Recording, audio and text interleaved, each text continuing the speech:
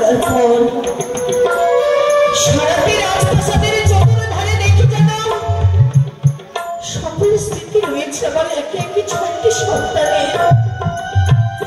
কিন্তু যারা আমার কাছে এসে বলতো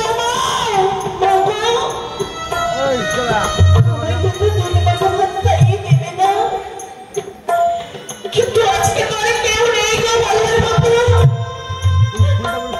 আজকে তো আর কেউ বলবে না মা তুমি খাইয়ে দাও। চিমনি করে চাতক পাখি বাসা বেঁধে হাওয়ায় উড়ে যায়, তেমনি করে আমাদের ছিল ফাঁকে দিয়ে সকলকে ছেড়ে চলে গেল গো। হুজুর সকলকে পরিত্যাগ করে চলে গেল।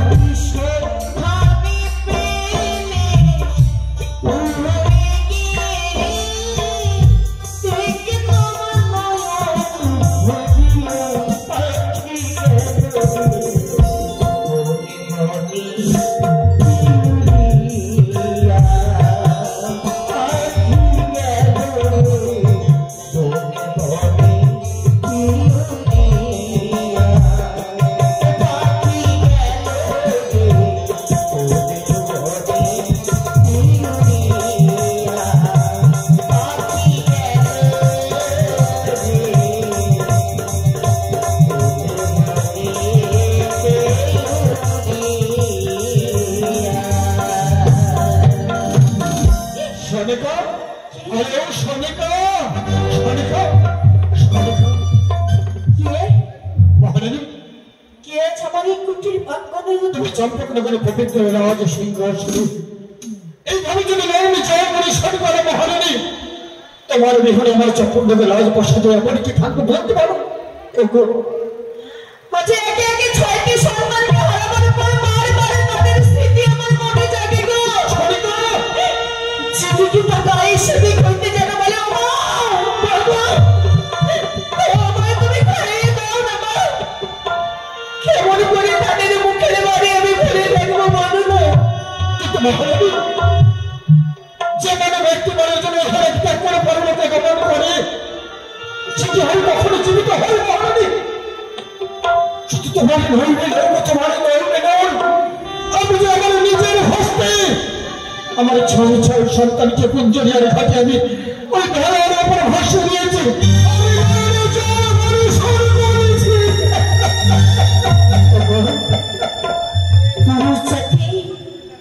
তোমরা হলো ছেলে মানুষ, তোমাদের দুঃখ কষ্ট পরিত্যাগ করে সকল কর্মের অন্তর্গত হয়, কিন্তু নারী যে মায়ের সমতুল্য 10 মাস 10 দিন তাকে গর্ভে ধারণ করে প্রসব যন্ত্রণায় এই পৃথিবীর আলো দেখিয়েছে, তাদের কথা কেমন করে ভুলে থাকবো গো? তুমি ভুলে যেতে পারো, কিন্তু আমি যে নই। যদি তুমি এইভাবে ন্যায় জল পরিশোধ করো, চম্পকনগরের হাজার হাজার পূজা বিন্দুর অমঙ্গল হতে পারে। আমি চম্পকনগরের মহারাজ হয়ে চাই না আমার পূজা বিন্দুর অমঙ্গল হোক। তুমি কি বলছো? করোনা কি চাই? তাহলে একে একে 6টি পুত্রকে হারাবার পরে সে সুখে থাকো, সে শান্তিতে থাকো। কাকে নিয়ে সুখ করবো, কাকে নিয়ে শান্তি দেখবো? নেই তো। পৃথিবীর অমূল্য ধনকে আজ আমি হারিয়ে ফেলেছি গো, হারিয়ে ফেলেছি। সেই দেখো মহারানী, সেই দেখো চম্পকনগরে রয়েছে আমার হাজার হাজার পূজা বিন্দু। আমরা অন্নহীন পূজাকে অন্ন দান করবো, বস্ত্রহীন পূজাকে বস্ত্র দান করবো, তাদেরকে পূর্ণ ভরা ভালোবাসা দিয়ে আমরা ঘরে রাখবো। বলতে পারো, আজ এই অসময়ে আমার কুটির প্রাঙ্গণে তুমি তো কোনোদিনও আসোনি, আজ কেন এসেছো? বেশভূষা পরিত্যাগ করে যার মনে হয় কোন সুসজ্জিত ভাবে সেজে কোথাও যাবে। তুমি কি সত্যি আমার মনের কথা বুঝে ফেললে? তুমি নিশ্চয় আমার কাছে কোনো কিছু লুকোচ্ছ, বলো না। তুমি আমার চম্পকনগরের অর্ধাঙ্গিনী মহারানী সোনিকা, আমি তোমার কাছে কিছু লুকিয়ে রাখতে পারবো? যে দেখো মহারানী, সেই দেখো পিতা বাড়ি কোটেশ্বর না যায় একে 13 বহি বাণিজ্য ডিঙ্গা করে বাণিজ্য করতো। একে 13 বহি 14 ডিঙ্গা আমি তো বিদ্যুতের হেঁটে দেখতে পারবো। কিন্তু সোনিকা, আমরা যে বডিতে চাই ব্যবসা বাণিজ্য করে আমাদের কর্তব্য। পিতা বাড়ি কোটেশ্বর রাজা যদি একে 13 বহি ডিঙ্গা নিয়ে বাণিজ্য করতো, আমি কি বিক্রি মুখ উচ্চারণ করার জন্য আমি যে কিছু মনে মনে স্থির দিয়েছি মহারানী? কি বলছো? আমি যে তোমার ভাষা কিছু বুঝতে পারছি না। সোনিকা, চম্পকনগর রাজপ্রাসাদ দেখতে মহাশ্মশানে পরিণত হয়েছে, দেখতে দেখতে আমার ভোগের বাগানে ধ্বংস হয়েছে। আমি তো পুত্রের সাথে কাতর হয়ে পড়েছি। আমি শুধু একটু নিরালা জায়গা চাই, কোথায় গেলে আমি আমার এই মনে শান্তি খুঁজে পাবো। তাই তো আমি মনে মনে স্ত্রী করেছি মহামান্য মন্ত্রী মশাইয়ের সঙ্গে পরামর্শ করে আমি ছেড়ে দেবো এই মুহূর্তে আমার দক্ষিণ মন্ডল।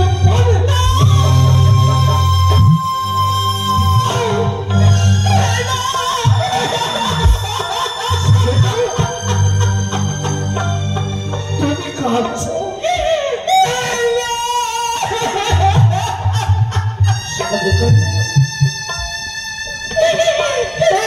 তুমি কি শুনলে গো? তুমি কি শুনলে? ছোটটি পুত্রকে হারাবার পরে তোমার বদন বানিয়েছি, সারাদিন রাজপ্রাসাদে থাকি, তুমি এখানে আমায় ছেড়ে চলে যাবে?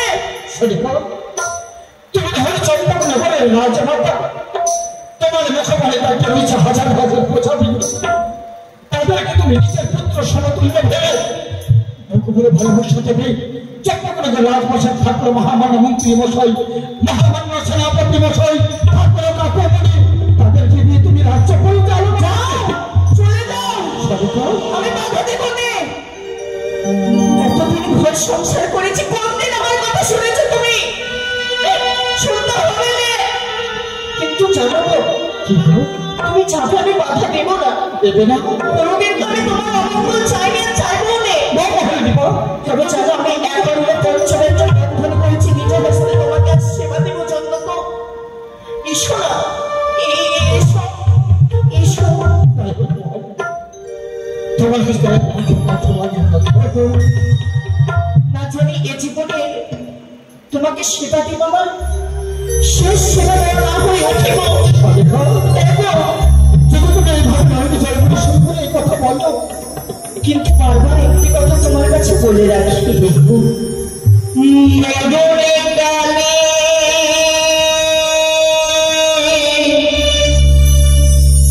তুমি আমার পাশে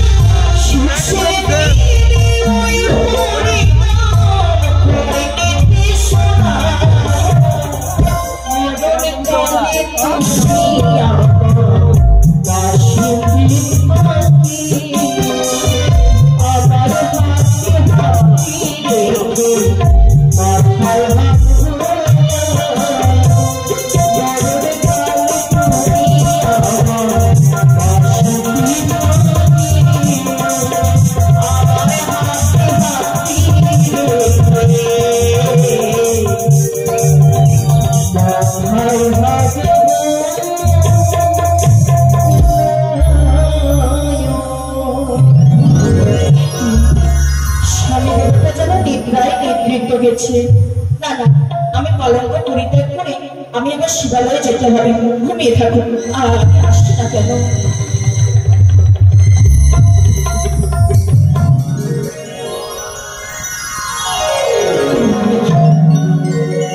দেখতে দেখতে নিশ্চিত প্রভাব হয়েছে, পূর্ব থেকে যেন ভালো হয়ে মধুরই হয়েছে। তাই তারা বিলম্ব মহারানী সরেকাকে ডেকে আমি বার্চপতি যেমন ভুল করতে সরেকা। আরে ওই সরেকা, এত বিচলিত হয়ে পড়েছে কেন? সরেকা দেখতে দেখতে নিশ্চিত প্রভাত হয়েছে মহারানী। পূর্ব থেকে ভারতে বোধহয় হয়েছে বলে আমার অপেক্ষায় ৭২,০০০ গাড়ি মাল্লা সময় অপেক্ষায় রত। আর বিলম্ব নয় মহারানী, ছুটি যেন আমরা সুন্দর করে গঙ্গা স্নান করে দেহকে পবিত্র করে চম্পা নগরের দাসদাসী নিয়ে আমার গুঞ্জনের ঘাটে একে একে চৈত্য বহে দিব্যাকে তুমি পুজো করে তাই হবে গো। চলো দাসী, তোমরা কোথায় রয়েছো? মা ছুটে এসো। মালনা, কাঞ্চনা, বিমলা, ললিতা। কোথায় মাঝি ভাই? আরে কান্ডারি ভাই!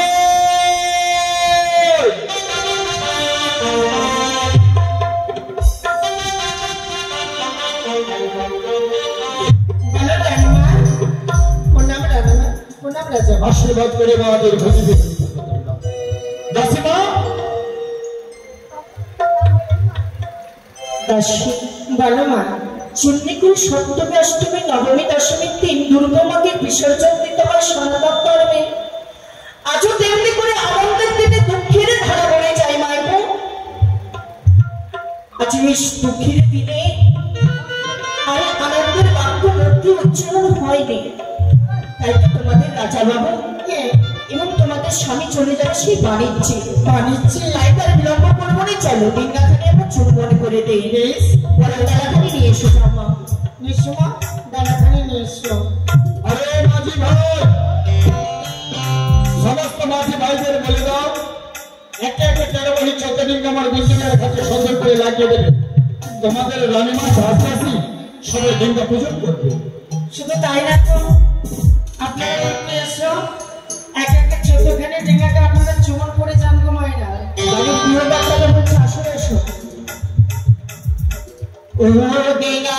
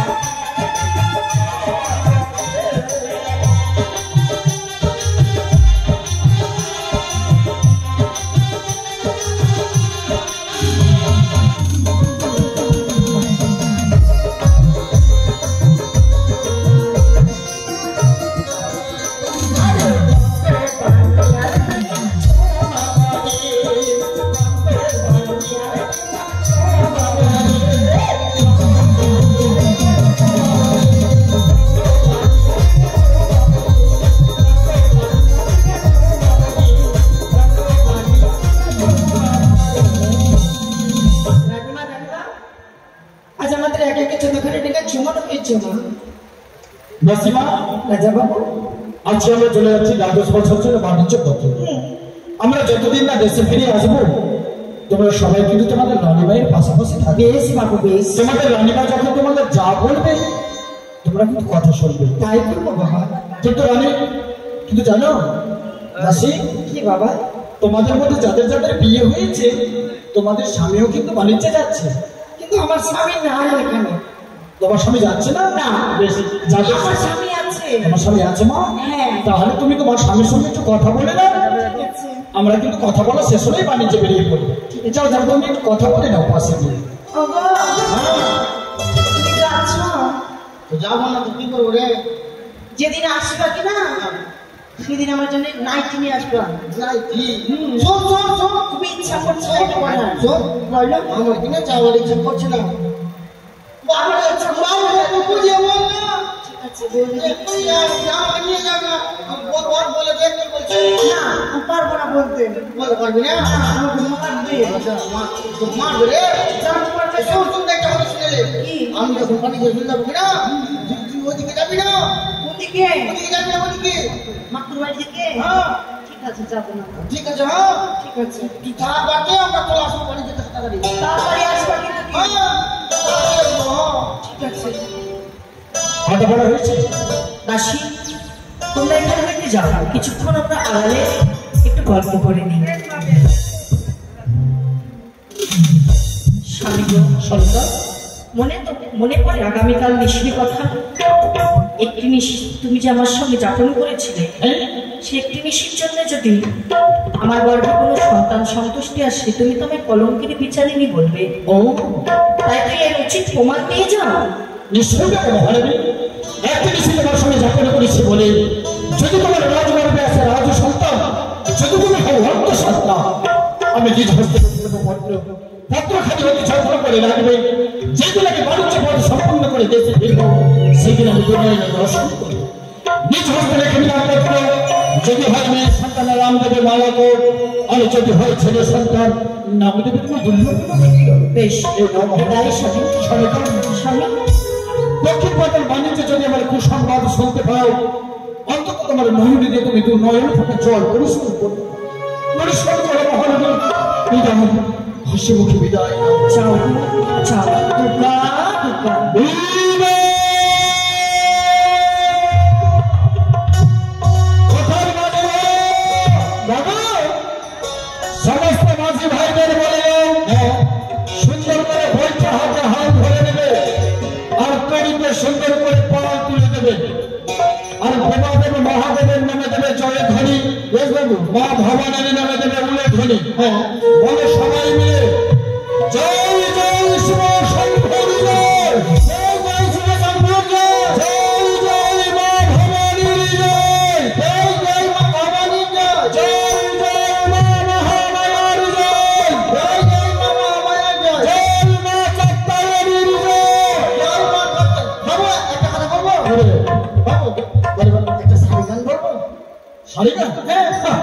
আরে শাড়ি গান না বলে এত দূরে কথা আমরা যেতে পারবো? যেতে পারবো। সুন্দর করে শাড়ি গান বলবে, শাড়ি গানের ছন্দে আমরা এগিয়ে যাবো বাণিজ্য করতে। বেশ যাবো, সুন্দর করে শুরু করো শাড়ি গান। জীবন তরি মাঝে যাইতে চাইয়ে পারে নাচ করিয়া ফুল হারায়া বাড়ি করিয়া আমারে দয়া বাড়ি করিয়া আমারে জীবন তরি মাঝে যাইতে চাইয়ে পারে জীবন তরি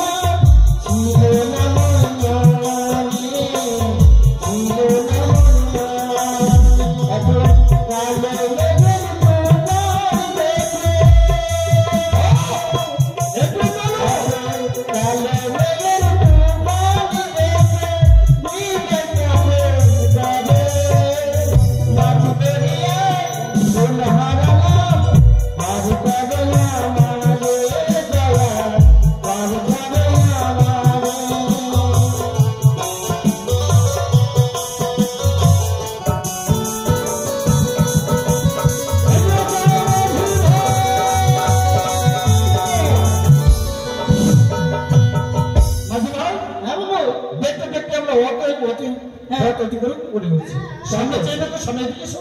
ওই তো বাবু, ওই যে চেয়ে দেখো সিঙ্গল দ্বীপের আছে, আমরা সামনে দেখতে পাই। হ্যাঁ, আর বিলম্ব নয়, সেই সিঙ্গল দ্বীপের বাণিজ্য শুরু করবো।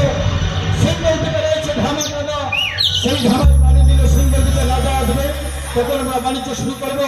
চলো আমরা একটু দল ওই ধামাকা দিতে পারবো। চলো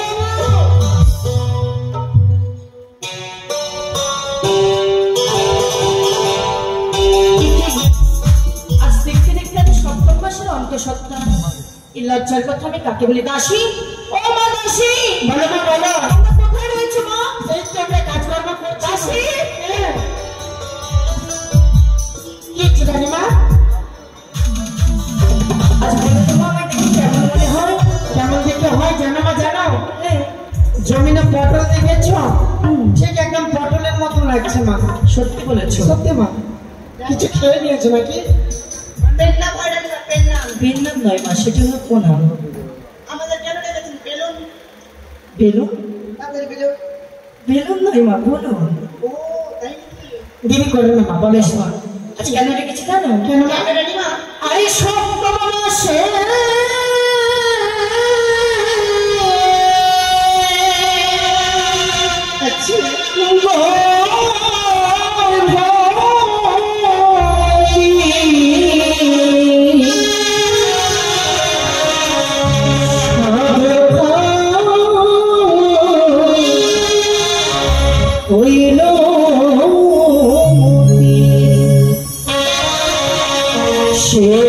সাধে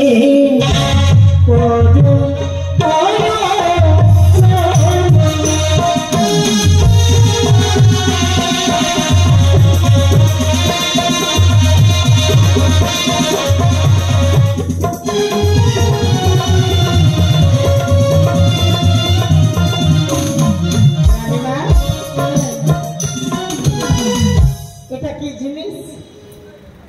সপ্তম মাসের আমি গর্ভবতী। মানে তোমার তো বিবাহ হয়েছে, সন্তান হয়নি না মা, তার এগুলো জন্য সন্তানের মর্মটা এগুলো হাবি জাবি হয়নি এখন। হবে কেমন করে?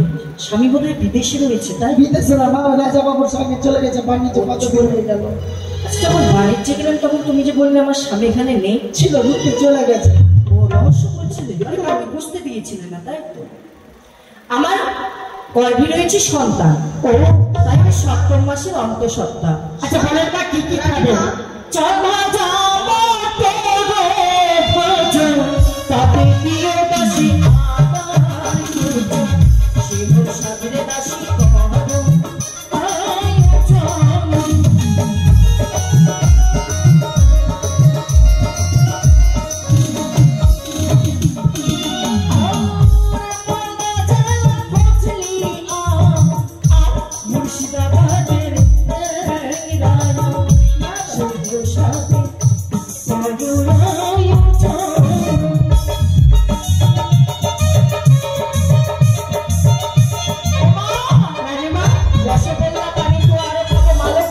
মাছের পেটি, তার উপরে দিবে সর্ষের বাটি, আন্নদাস করিয়া সব ভালো করে করবে করবা।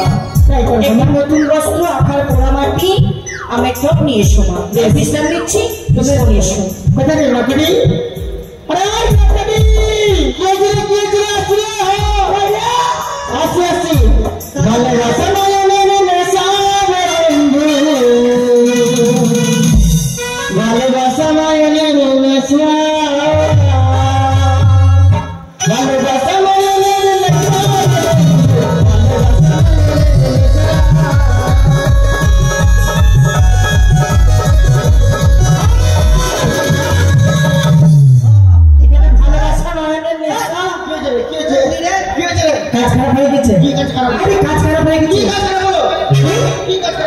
রানীমা গর্ভবতী, কোনে মা হতে চলেছে। রানীমা বললো নকরিকে ডাকতে, ও আমার জন্য সাথের আয়োজন করবে।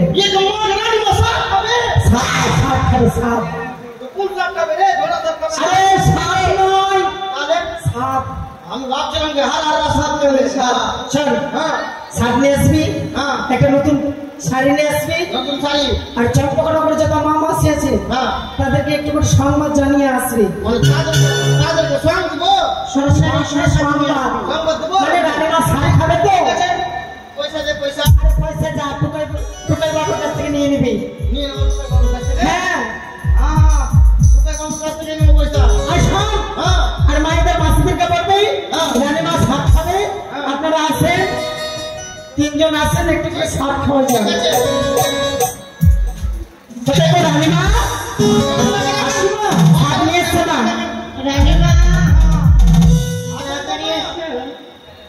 আসেন গো মায়ের, আপনারা আসেন। শাক নেই, শাক তোমরা এসে গো মাসি, বৈশাখ মাসি, রানীমা সাথে খাবে। এসো গো মাসি, বৈশাখ মাসি, রানীমা সাথে খাবে।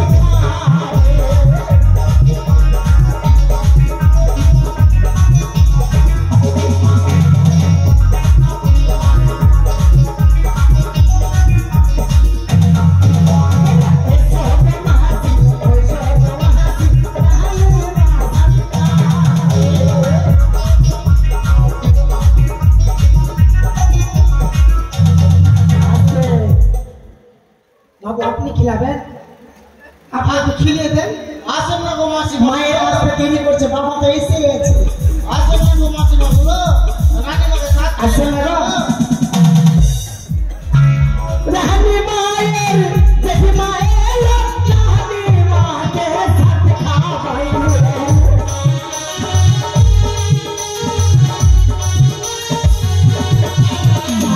রানী মায়ের পাশে এলো, রানী মাকে সাথ খাওয়াইবে।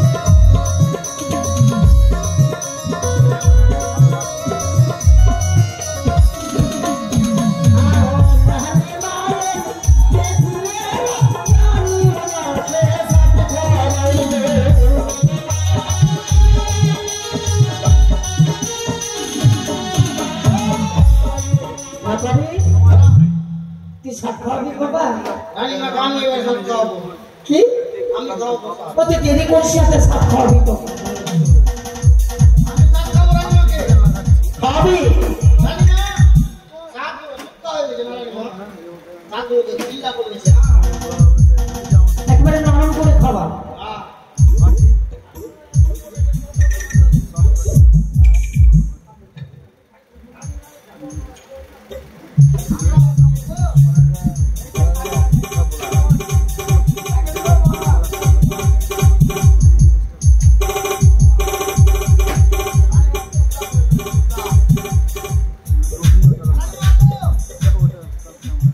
দেখে তুই যেমন করে নরম করেছিস রানীমা একদম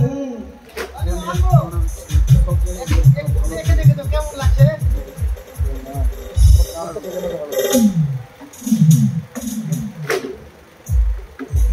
লাগা কিছু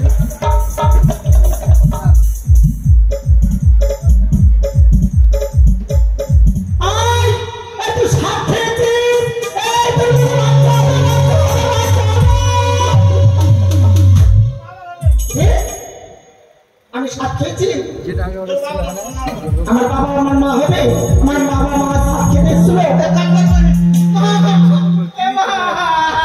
এত পেটে বাচ্চা হবে আসলে তোমার আগে চলা যায় কে যেমন ঘর কেন এটা চলে আসছে সত্যি করে তো পেট কিনকিন করতে লাগলো বলছে হ্যাঁ সাপ খেয়েছিস তো পেটে কুটকুট করতে লাগলো আগের ছেলে সাপ দিয়ে কিনেছিলাম সেই কথা না ছেলে মানুষের মধ্যে বাচ্চা হয় ভিতরে রানীমা চলো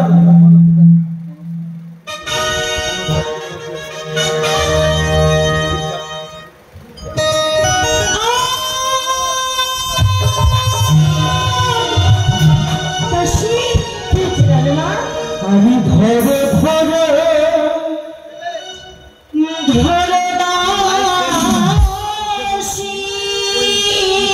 আমাদের দিকে সাউন্ড বাইরে ভালো লাগছে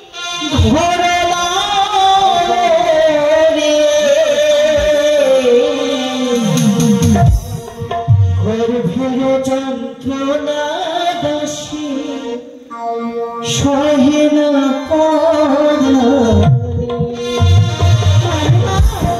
দাসী আমার গর্ভের যন্ত্রণা শুনে তোমার মধ্যে আনন্দ বোধ হয় মা দূরে গেলে আমি ধরো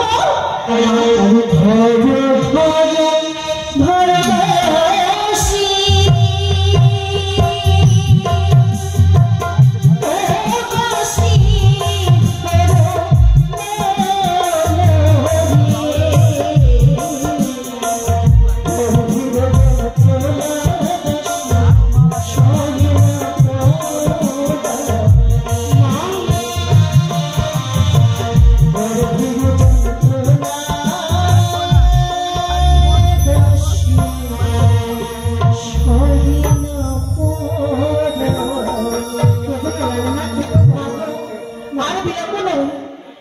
যত শীঘ্র সম্ভব নকরিকে দিয়ে ঠাকুমাকে ডেকে নিয়ে আসার ব্যবস্থা করে বেশ দাঁড়িয়ে যাবো নকরি